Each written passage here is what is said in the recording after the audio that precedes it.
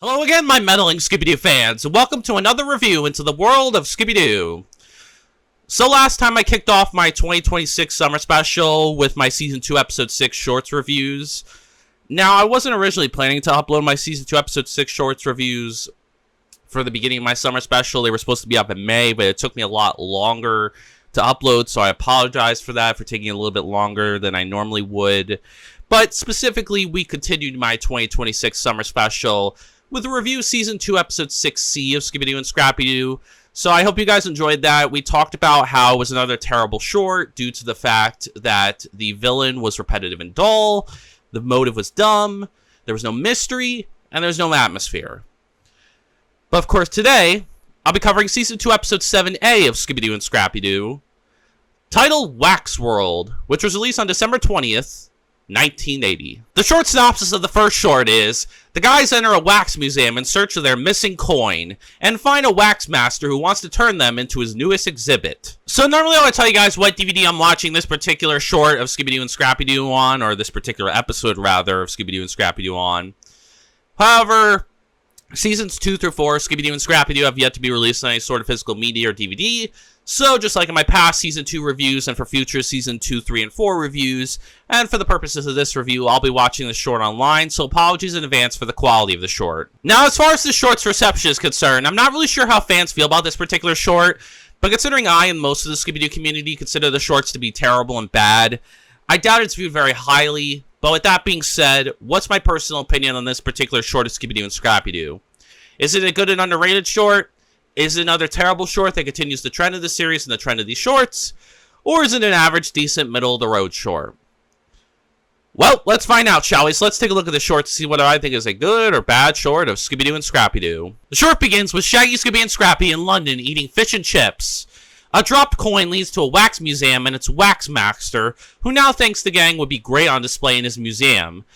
The gang disguises as several different wax figures, but Scrappy always blows their cover trying to fight the wax master. They end up on a wax figure machine, which begins painting Scooby and Shaggy. As Scrappy asks where his is, the arm swipes him up. The wax master teases that all his exhibits are painted, causing Shaggy and Scooby to try and run away while still on the conveyor belt. As Scrappy says his uncle has all the fun, he frees himself, knocking into the two and sending them onto a rope. The wax master is about to dunk them in the wax, but Scrappy causes him to fall in instead, allowing them to escape. And the short ends with Scrappy making a wax figure of his Uncle Scooby, and Shaggy says this: "But it doesn't hold a candle to the real thing, eh, Scoob?" Scooby-Dooby-Doo! I'm going to give Season 2 Episode 7A of Scooby Doo and Scrappy Doo 2 stars out of 5. So yeah, this was another below average short, but I will say that it's on par with Scooby Ghost West as probably being the best short so far. In fact, I would probably say it's even a little bit better than it. The reason it's not higher is because it just misses the mark on a lot of things. Like, it was really close to being a decent, even good short if it just kind of did certain elements a little bit better, but we'll get to that soon enough. But I will say this was definitely one of the more enjoyable shorts. Like, along with Scooby Ghost West, I think, like, despite its below average rating, it's still, even though it's not really, a great representation of Scooby as a whole, and it's not something that I would personally recommend, I think in terms of the quality of the shorts, this is certainly the best one I've seen so far. And I could see the missed potential it has. Like, it has a lot of potential in it. It just falls short on a couple things, and I'll get to those soon enough.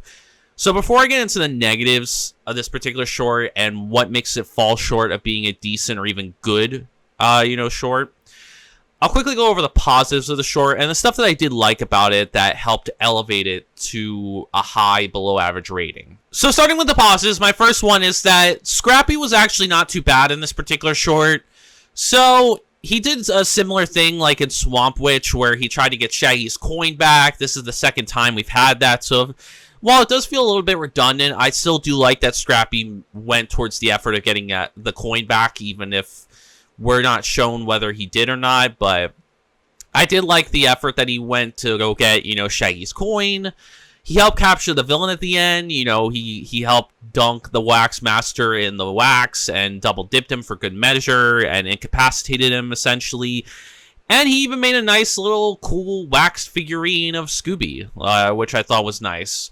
He did have some annoying tendencies here and there, but I feel like he did enough good to where I was able to overlook it. So this was definitely one of Scrappy's more fine outings. Like, it wasn't perfect or anything, but compared to most of his outings where he either doesn't make much of an impression or he's downright awful and annoying, he was at least decent enough and good enough in this particular short. Like, I felt like he was quite useful in this particular short, and with not only with helping capture the villain at the end, but also just doing nice things like helping get Shaggy's coin back. Even though we did see that in Swamp Witch, and it feels very repetitive and redundant of that that same plot device that was used in that particular short. But it still was nice of him to do. And he also, made a nice, cool wax figurine of Scooby, which I thought was nice of him to do for his uncle. So, yeah, I thought Scrappy was good enough. Like, nothing amazing or anything, but he wasn't too bad in this particular short. Then we have the motive of the short, which I thought was really good as well. So, the main motive for the Wax Master is that essentially he wanted to make the gang into wax figurines for his new exhibit, essentially. So he wanted to turn Shaggy, Scooby, and Scrappy into wax figures for, like, a new exhibit. This is quite creepy and a little bit scary, in all honesty, and it's never played too comedically. Like, the whole short, his intentions are played very straight, in all honesty. I don't feel like they play it too comedically. I feel like they do take the motive seriously, and his intentions are very sinister and creepy and a little bit scary because it's, just the possibilities of just thinking about, like, Shaggy, Scooby, and Scrappy being turned into wax figurines by this, this guy is, really evil, and it is a very scary thought. It would be a scary thought if, you were in that position as well and were getting chased by this guy trying to turn you into a wax figure. So, yeah, I thought the motive was good. It felt original. It felt very sinister and scary and creepy. It felt interesting. I was completely invested in the motive. It wasn't, played for laughs or goofs. It was taken very seriously. And I think the motive is definitely the best one we've seen so far of these shorts. Not really that layered. It was pretty simplistic, but still, very interesting, very cool, very unique. And I was quite invested in the motive due to the creepy and scary implications of it, and just the sinister nature of it. It's definitely just a creepy thing to think about, and a scary thought to think about that Shaggy, Scooby, and Scrappy could be turned into wax figurines for this new exhibit by this evil man. And it'd be even scarier if I was in that position or any of you were. So, yeah, I think the motive was really good. I really liked, how original and creepy and scary and interesting it was. And my final positive is that I found the setting of the short to be good as well. So, the main setting of the short is London, specifically Wax World in London, this wax museum. Now, London as a setting is done really well. Technically, we did go to London in the first season of Scooby Doo and Scrappy Doo. I say technically because it was done like 18th century London, and it was part of Velma's fantasy, and it wasn't actually real. Like, they didn't actually go to London, and I don't believe they went to London in any of the previous 3 shows. So I think this is the first time we've had the gang in London, and not 18th century London, like in Velma's Fantasy with Sherlock Holmes. More rather, they're in, 1980s London, which I think is really cool. And I really like, how dark and foggy it is. It looks really cool. And Wax World is a nice enough wax museum. I don't feel it's too repetitive. Obviously, we've had a wax museum as a setting before, back in Don't Fool with the Phantom, the Season 2 finale of Scooby-Doo Who Are You. We did have a wax museum as the setting, but we hadn't had it, I don't think, since then. I think it's been a while, so it took until 3 shows, but we finally got that setting again, and I think it was pretty cool. I liked the set pieces we got to explore, and I think it was, and I thought it was well done, and since we hadn't seen it in a while, I thought it was very interesting to see that type of setting again, but it didn't feel too repetitive of the Wax Phantoms setting. I didn't feel like it felt too repetitive of that setting. It felt like its own type of wax museum. Obviously not good as that setting. Like, that setting was way better. But I think this one is, definitely right behind it and is a really good, wax museum setting. I like seeing it used as a setting again, and it had been a while. So, yeah, I like London as a setting. I think it was done well. I like the foggy, dark nature of London. And I like the wax museum setting as well, and I think Wax World was pretty cool to explore. So overall, I really enjoyed the setting. I liked looking at it. I liked exploring it. It was really cool. It was, interesting to look at. It wasn't too repetitive or dull. It felt like, a nice setting to explore. But that's all I got for positives for this particular short. So I think it's about time to get on to the negatives of this particular short and what holds it back from being a decent or even good short. So starting with the negatives, my first one is that Fred, Daphne, Velma are completely absent from this particular short yet again. So yet again, we have another short where Fred, Daphne, Velma are not present in the story. You guys know by now, but I'm just going to keep saying it, that I'm not a fan of any member of the gang missing from any particular story. So I'm not a huge fan of Fred, Daphne, Velma being absent from yet another story. Just like how I don't like additional characters and feel like they're unnecessary to Scooby Doo, I think it's also unnecessary to have any member of the gang missing. I don't think it's, there should be any member of the gang missing. I think all 5 core members of the gang are vital to the story and should always be in every single Scooby Doo story. They each play a contributing factor and part to, the Scooby-Doo formula and the mysteries and the stories. So there's no reason Fred, Daphne, Velma should be absent at all. So yeah, I'm not a huge fan of Fred, Daphne, Velma being absent from yet another story. Then we have Shaggy and Scooby.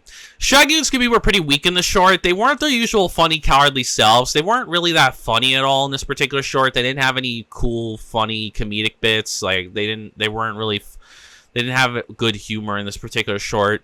They also weren't really that cowardly, at least not in my opinion. They didn't really show off, much cowardice in this particular short. They were just kind of there, and they didn't really do a whole lot, or didn't really fulfill any sort of their basic roles, or really do anything noteworthy. They were just kind of there, and definitely not, one of Shaggy and Scooby's better representations. It was a pretty weak outing for them. Next, we have the villain of the short, who I thought was pretty weak as well. So, the main villain of the short is the Wax Master. Now, the Wax Master certainly had the potential to be a good villain, but the problem I have with him is that he doesn't do enough to really make himself scary or creepy despite his intentions. I can see the attempt they're trying to make, and while his motive is great and his intentions are really sinister and evil and very interesting and creepy and scary, I don't think he does enough in this particular short to really showcase that, to make himself a real threat. If he did a little bit more, maybe I would be, definitely consider him one of the better villains of the Scooby-Doo and Scrappy-Doo shorts. But as it stands, he just didn't do enough for me to really warrant him to be a very scary or creepy or intimidating or threatening villain. He just didn't do enough, and he wasn't fun or entertaining to watch. So I see the potential for him. I just think it's, they just kind of dropped the ball with this particular, short and his, with him as a villain as a whole. I just think they needed to give him a little bit more to do to kind of showcase his scary or creepy nature and definitely heighten up how evil and sinister his intentions are. While it works for the motive, they don't do enough to really make the villain creepy or scary enough, in all honesty. They just needed to do a little bit more. There was also no outside of costume element. There was no sort of mystery to the villain's identity. The Wax Master is who he is. Now, I'm not sure if he's like a human or he's some sort of monster. He has vampire-like teeth, but he doesn't really seem to have any sort of powers. He doesn't seem to be a monster, but he seems like he's a human. But I don't really know what he's intended to be. But regardless, whether he's a monster or a human, what you see is what you get with him. There's no mystery to his identity. It's not someone dressing up as this Wax Master. The Wax Master is who he says he is. There's no mystery to the villain's identity. So that really sucks. You guys know I'm not a huge fan of, the absence of any costume or mystery element, because there's no mystery to the villain's identity. It's too clear cut. and it takes away, what makes Scooby Doo as a whole very special and what makes the formula work. To me, the whole point should be the villain should be costumed, and it should be someone behind the mask so we can kind of guess who it could be. There should be mystery to the villain's identity. It shouldn't be as clear-cut and obvious to the viewers. So to me, I'm not really a huge fan of there being no sort of costume element, and that the Wax Master is either a real human or he's a real monster. There were also no suspects in the short. There were no pool of suspects for Shaggy, Scooby, and Scrappy to gauge from to determine the identity of the villain, mainly because there's no mystery to the villain's identity. There's no costume element. The Wax Master, like I said, is what you see is what you get with him. Like, he's very clear-cut. He's either a real monster or a real human. Either way, he is real in every sense of the word. There's no mystery to his identity. And because there's no mystery to his identity, there's no pool of suspects for Shaggy, Scooby, and Scrappy to gauge from. And Shaggy, Scooby, and Scrappy don't meet anyone besides him. So yeah, I don't really like that there's no pool of suspects for them to gauge from to determine who the villain's identity is, because there's no mystery to his identity at all. There was also no mystery in the short. There was no sort of underlying questions or lingering mystery throughout this particular short. I had no sort of lingering questions or underlying mystery throughout this particular short that, I was interested in seeing. I didn't really get a sense of much of a mystery. Maybe if the villain was a bit more interesting and did a lot more, if the villain was better, I could see myself seeing some kind of mystery. If the villain was stronger and they had showcased his creepy and scary nature, there probably could have been potential for mystery. But as it stands, I just don't think there's really a sense of mystery whatsoever. I never, had any sort of questions that I wanted answered or felt there was any sort of overlying mystery throughout the short. Yeah, I just didn't really sense it. There wasn't enough there to really make it feel like there's sort of a mystery or a compelling mystery at that in this particular short. Like I said, if the villain was maybe a bit more interesting and maybe was a little bit stronger, maybe there could have been mystery, but as it stands, there just wasn't enough to really, have a compelling mystery here. I just didn't see it. There were also no clues in the short. There were no sort of clues that Shaggy, Scooby, and Scrappy found to help narrow down the list of suspects, mainly because there's no mystery to the villain's identity. What you see is what you get. The Wax Master is either a real monster or a real human, but either way, he is real in every sense of the word. So, because there's no mystery to his identity, there's no pool of suspects, to narrow down. And there's no clues to help point towards a motive, because the motive is very clear-cut. It's spelled out to the audience. There's no mystery to the motive. So because there's a lack of mystery in every sense of the word, that means that there's not really any clues present throughout this particular short for Shaggy, Scooby, and Scrappy to find. And my final negative is I found the atmosphere of the short to be kind of weak, in all honesty. So I didn't really feel any sort of tension or suspense or creepiness or eeriness from either the main villain of the short or the setting. I wasn't fearing for the gang's safety. I wasn't on the edge of my seat wondering what's going to happen next. Didn't find anything creepy or eerie about the villain or the setting. I could see the potential that the short had if it did a little bit more. I could see that they're trying to go for a spooky, kind of foggy, dark night atmosphere with London. And the Wax Museum's desolate nature and the Wax Master's intentions definitely played it way more straight than they usually do. So I could see the potential it had for atmosphere. Unfortunately, there wasn't enough to really, have a sense of threat or danger in the short. So I wasn't really filled with tension or suspense. And I don't think there was enough that the villain did or enough in the setting to make it feel creepy or eerie. It almost was there, and there could have been atmosphere. I just think it fell a little bit short. So the atmosphere is a little weak, in my opinion. I could see the potential for it, and I could see if there was a little bit, more done with the villain or the setting, that it could have, there could have been some good atmosphere in here. But unfortunately, they just fell short and dropped the ball on the atmosphere of this particular short. Overall, guys, I would personally not recommend this short to fans and newcomers of the show. While it certainly had potential to be a really good, and even or decent short, it unfortunately just fell short. Despite, like I said, probably being the best short so far, I just still think it was lacking in certain areas, which kind of holds it back from being a decent or good short.